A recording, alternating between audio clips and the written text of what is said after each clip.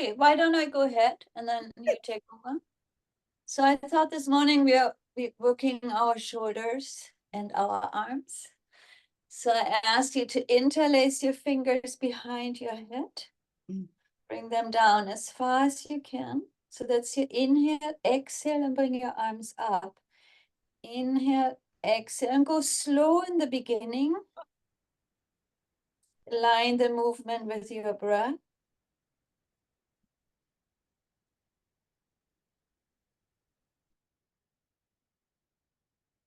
Feel how you're arching your mid-spine, upper spine.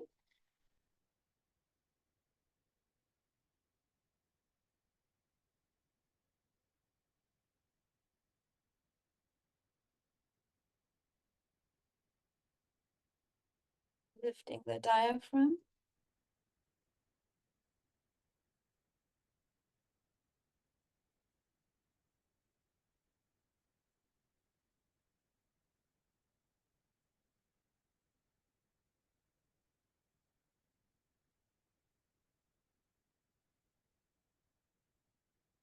And now we go 1 minute a little faster. Inhale, exhale, just for a minute. And your breath is faster.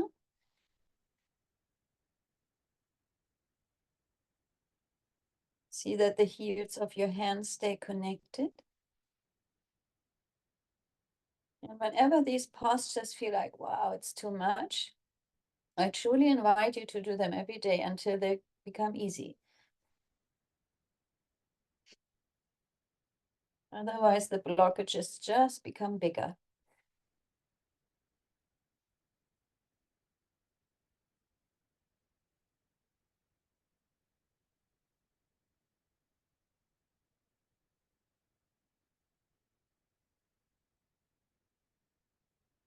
Good, just a little bit more. Last 3. 1, 2, 3. Keep your fingers interlaced, but open the palms towards your head. Bring your hands just slightly behind your head. And then inhale, bring your elbow to the left. Exhale to the right. And 2, go slow here. Inhale, open the side of your body.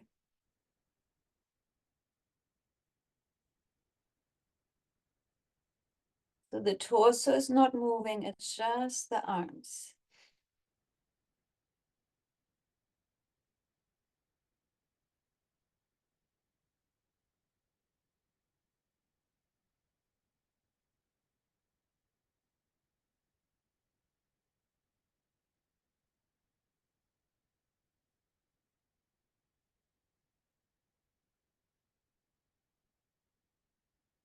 For the remaining minute, we go faster. Inhale, exhale, inhale, exhale.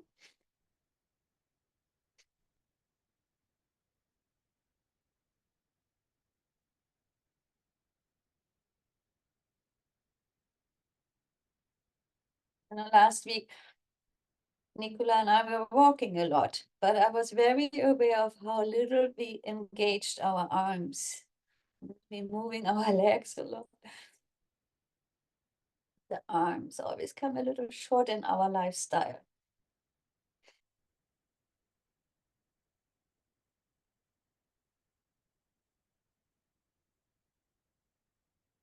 But they are very close to our heart. So arm work is heart equals heart health.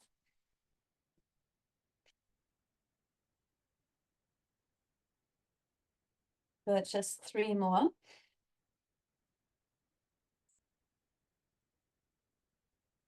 Good, and then we make a fist. Your thumb is inside. Bring your elbows back. Lift your chin. Exhale, chin to parallel. Elbows touch in the inside of the outside of your forearms. Inhale and go slow. Deep, long breathing.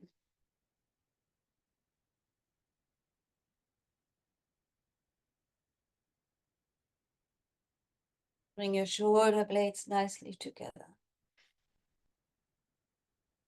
Again, arch your spine, slightly lift your chin. You forward chin to parallel when you bring your arms together.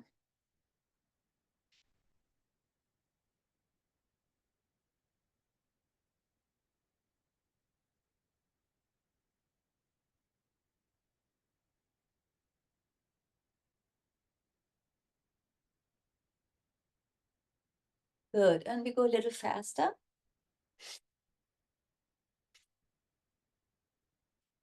One minute.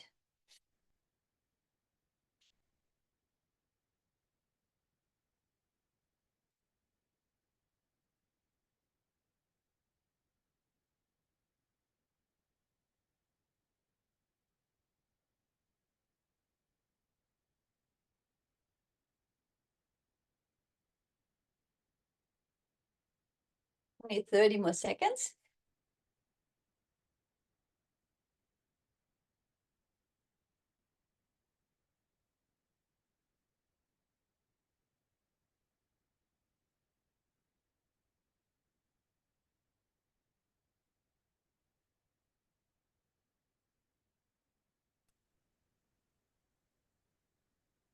Slowly we begin to feel our shoulders.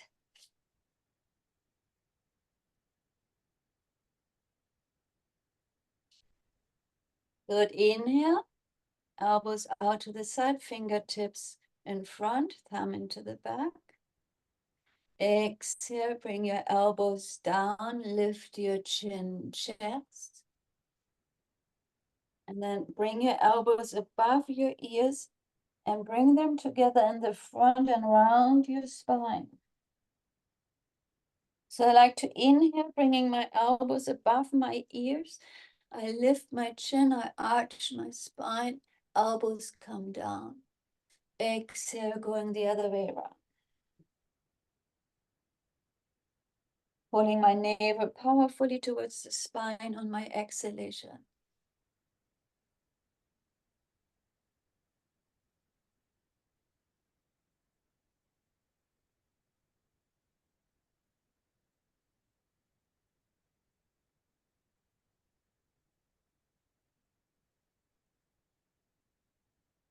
We do only 5 more of these here.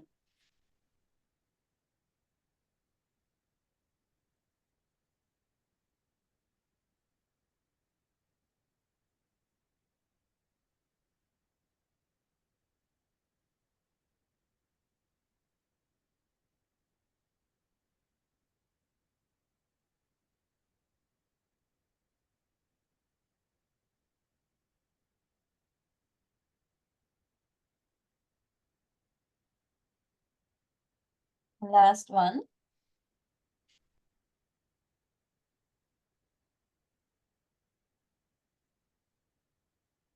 Then we interlace our fingers behind our head. Straighten our spine. Elbows back, inhale, exhale, inhale, exhale. Slow in the beginning.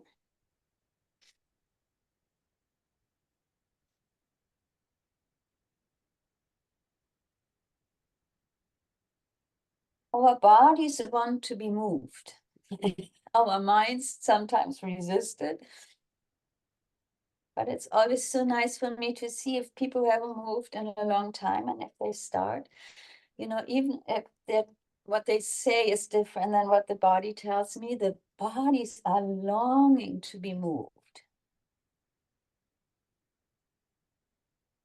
That's what they're made for.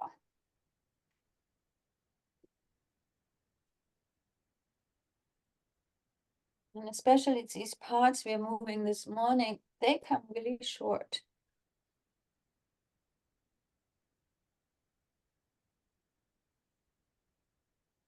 But we go a little faster.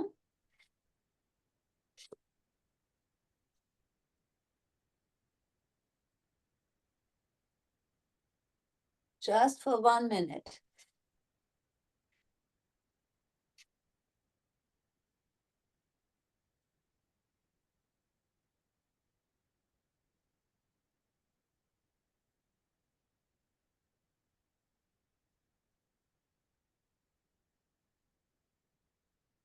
Last 30 seconds.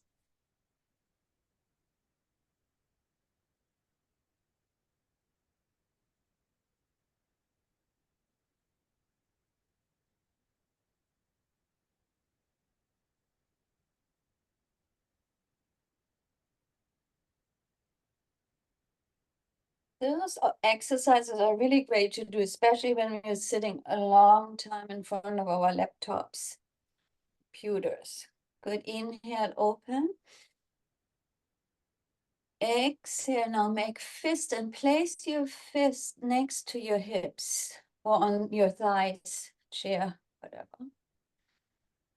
Inhale, bring your head back. Exhale, slowly chin to chest. Inhale. Exhale.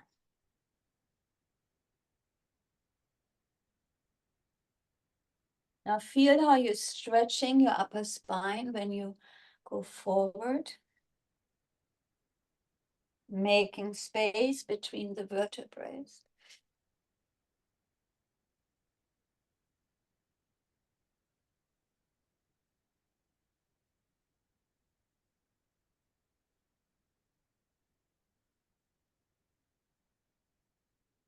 And also bring your palms onto the ground, dropping your shoulders even more.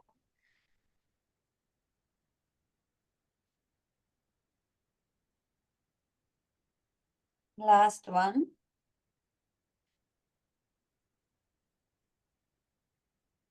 Good. Keep your hands where they are. Inhale, turn your head to the left. Exhale, right. Continue.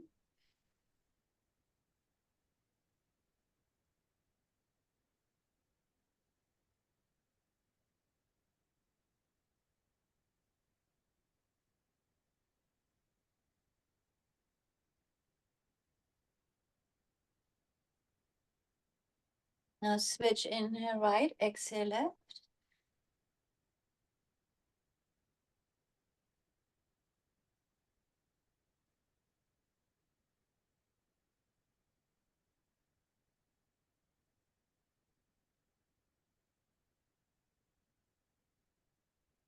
Then we come to center, chin to chest, and we start our neck rolls. Press down with your fist or your palms so that you create more space in your neck. Inhaling up, exhaling down.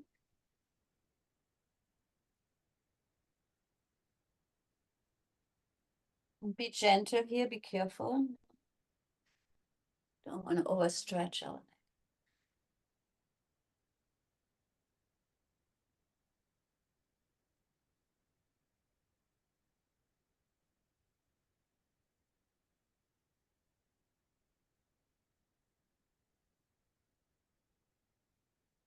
Last rotation this direction.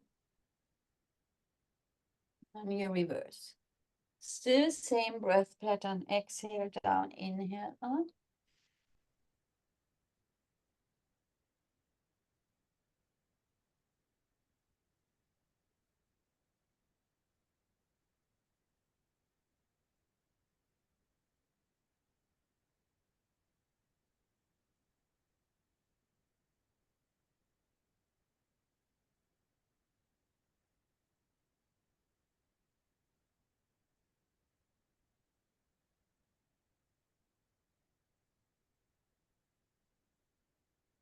Gently come to center, resting our hands onto our knees, palms facing up.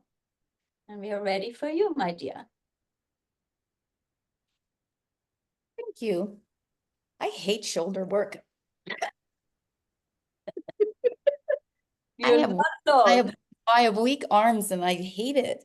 I should be more attentive to it, but I'm probably not going to be unless you make us, and then I will do it. Okay, so today,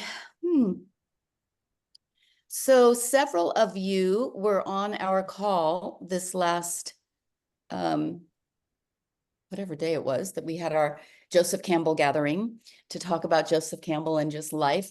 And what it brought a couple things up for me. One was that it is really lovely to be on a call with our Sangha where we have sort of open mic, where people can actually chit chat and have their piece. And, you know, it's not a scheduled like our Saturday morning is. was really lovely. And we talked about wanting to continue that in another way. So we're thinking about how that might look and how we might accomplish that. Just, maybe it's once a month that we give our Sangha members an opportunity to interact more, since we all are living in different places and our schedules are not such that we can be together weekly in that way in person.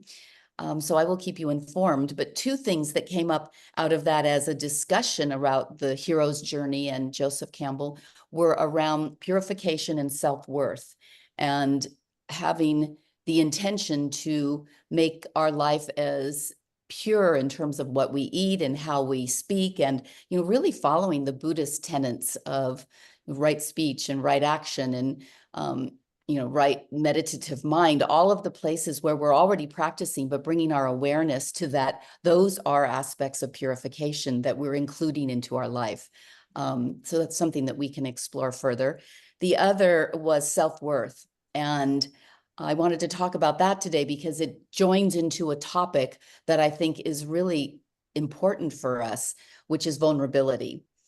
So it seems that connection around this deepening so it shows up in our Sangha, where people want to share life stories and how it is they're perceiving they've gotten to where they are. And that's a very vulnerable state. And we don't often open ourselves up to that opportunity to be vulnerable, because we have a fear of being disconnected.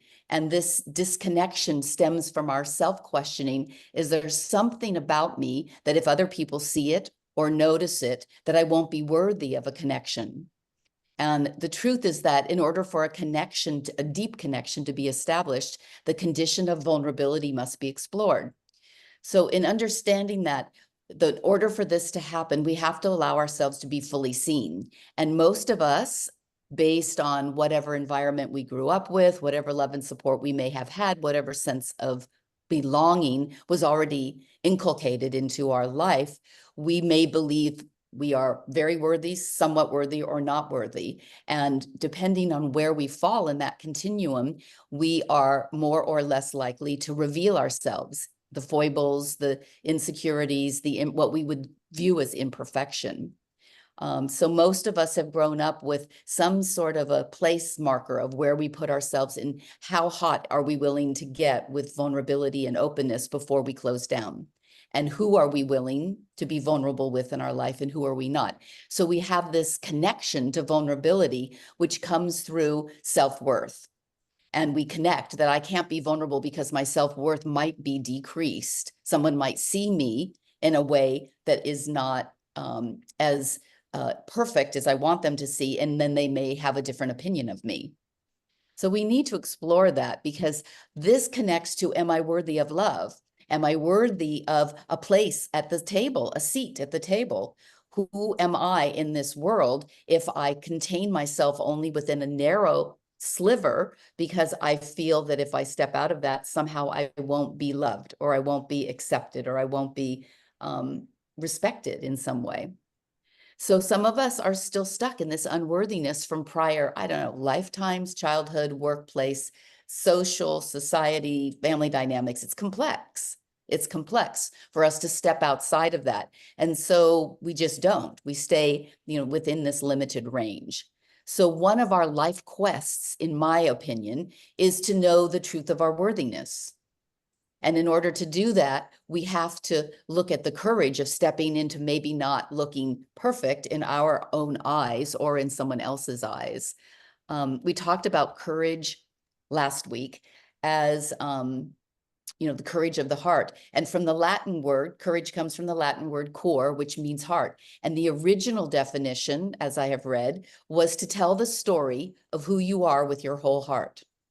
Courage to tell the story of who I am with my whole heart, not cornering off sections that want to be vulnerable and sections that don't, but opening my heart. How vulnerable am I willing to be? So we simply have to have the courage to be imperfect, what we label imperfect. The courage to step into, I see and hear a lot of people, the way that they take that first step is they make fun of themselves. So there's like a, I'm not good at that, or I've never been able to do that. And you kind of laugh like it's funny, but you're at least observing that there's a place where you are feeling imperfect or not meeting a certain criteria that you think you should. That's at least we're noticing that. We're not simply boarding up ourselves so that we aren't seen in any way we consider imperfect. So this courage, cultivating this courage to be, and I don't even want to use the word imperfect, but it's what we use often it's less than. And having the compassion with ourselves to be less than whatever judgment we're running up against, our own, somebody else's, society's, that stepping outside of that place of having to somehow hold up everybody else's expectations of us as women, as mothers, as teachers, as, whatever we are into the world, that there's a criteria that's been established that people buy into. We don't have to buy into that. In order to offer the fullness of who we are, we have to actually not buy into that.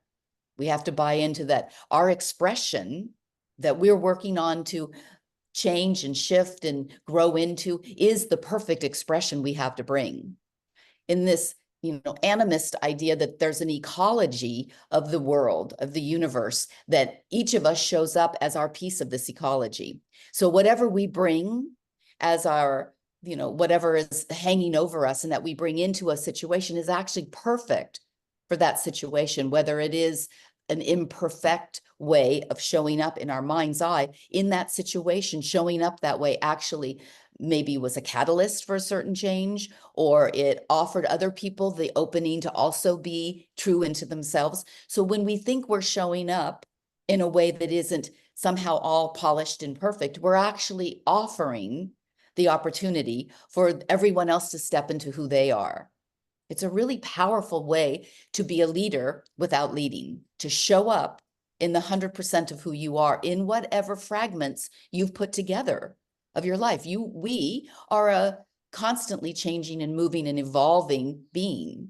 And we're going to show up differently today than we did last week and last year and when we were younger. And allowing ourselves to be in that evolution and show up without trying to be something that we're not. We know, because we've talked about this over and over again, that compassion for ourselves first. It turns out we can't practice compassion with others until we treat our own selves kindly. So we have to be in a relational connection with ourselves before we can be in relational connection with somebody else. And it's that self-judgment that keeps us from being fully in that so we can take it into the world. So we have to really work on that for ourselves. Connecting, when the deeper connections, two things have to happen for us to be in a deeper connection with an individual or a group or a system that we want to be in connection. And the first is to be willing to let go of who we thought we should be in order to be who we are. To be willing to let go of who we thought we should be in order to be who we truly are. We have to say, I'm going to show up and bring the best me that I can because I enjoy being that, but it is what it is. That's what I have to bring today to this situation. Based on all the pieces of myself, this is what I have to bring. The second is to embrace vulnerability. We can't be willing to show up unless we're willing to be vulnerable. We have to open our heart and say, I can show up and be less than whatever. I can. It's fine. And whatever judgment other people may have about that is the work they have yet to do. It's not about you. Of course, we know most of the time, whatever happens in people's judgments and responses are really not about us. It's about what they're going through and how they're looking at things. But we can be the catalyst for others to be willing to step into their own vulnerability by stepping into ours. We can be leaders of that. We can help the world, our community, our family, our community, our country, our friends outside of this country. We can help the world to be more heart-based if we use our vulnerability to tap into our heart. You have to tap in. The willingness to expose ourselves to ourselves first and then to others. We're investing in something that is, it's like opening up the well. Vulnerability opens up our access to the well, the deeper well that we have. So why do we struggle with it so much? Why do we numb vulnerability? If we look around in our community, outside of our community, in the world, in this country, we're the most in-debt, obese, addicted, and medicated adult cohort group in the world. There is so much numbing that's happening in this group of our country, our own culture, because the pressure to be something other than who you are is so intense. The problem is that when we numb, we don't selectively numb. We're not able to just numb the fear we might have or just numb our sense of inadequacy. We numb all of ourselves. It's all or nothing. You don't take whatever obsessions we're using to numb ourselves and they only apply to one part of us. They apply to all of us. So now we start living our life in a dumbed down way that is numbed. And even the love we want to give doesn't have the same explosiveness or the same ability to be broad because we've numbed it. We've kept it into a narrow space. We don't want to do that. We don't want to do that. When we are vulnerable, we're vulnerable across the board. We're not just vulnerable in one area. We're vulnerable in our life.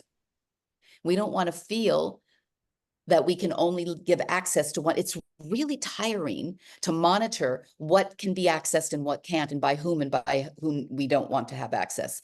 Yes, there are certain people in certain situations that we're more protective of our heart because it's smart to be that way. But when we calculate this on an ongoing basis of who I'll give what to, it's tiring. It's tiring. If we have an open heart, we have an open heart.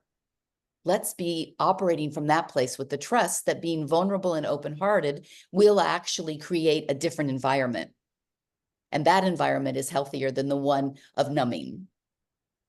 In the world, we experience opposites: good, bad, absolute, variable, certainty over inquiry. Religion has gone, in my estimation, from a belief in faith and mystery to a certainty. I'm right, you're wrong.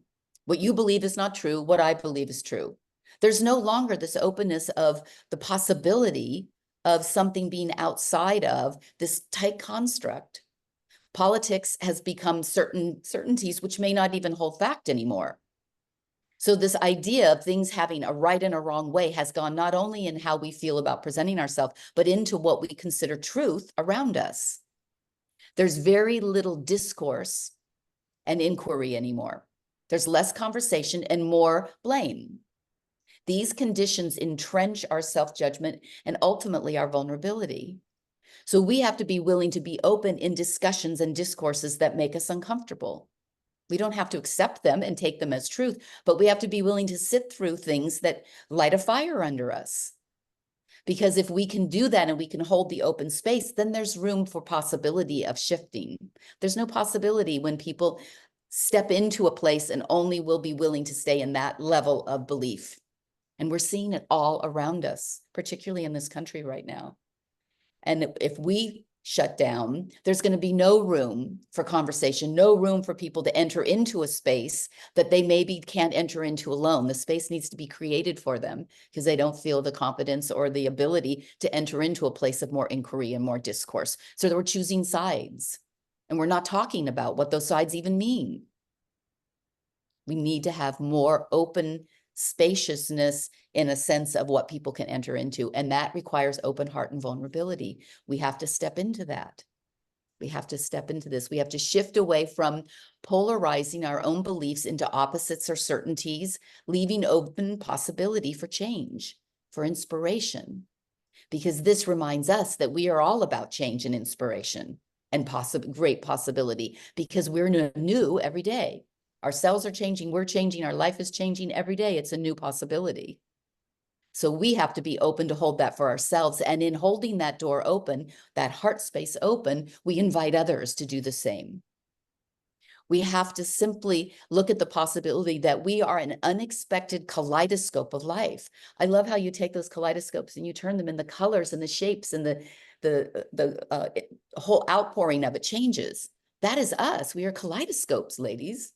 And that's juicy and fun and changing and ever dynamic. It's not stagnant, as Siddhi talks about, not using our arms to move them enough. It's a stagnant part of our body. We don't want to be stagnant in our body, in our mindset, in our belief, in our heart opening. We want to have a kaleidoscope of life that allows for aliveness and creation and imperfection as an asset. We have to stop looking at imperfection as a negative attribute, and we look at it as an asset, because we don't want to be perfect and same.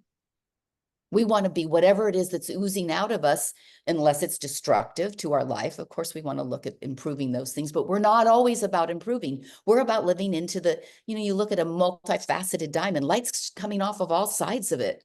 We are that. We do not have to be perfect in order to show up.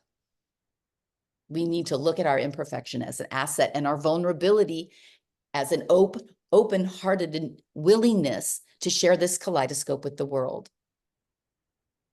So our mantra for an affirmation for this week is, drum roll please. My vulnerability reveals the kaleidoscope I am.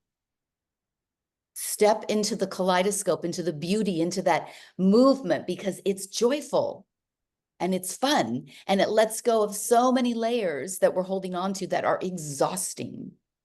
Be a beautiful kaleidoscope in the imperfection.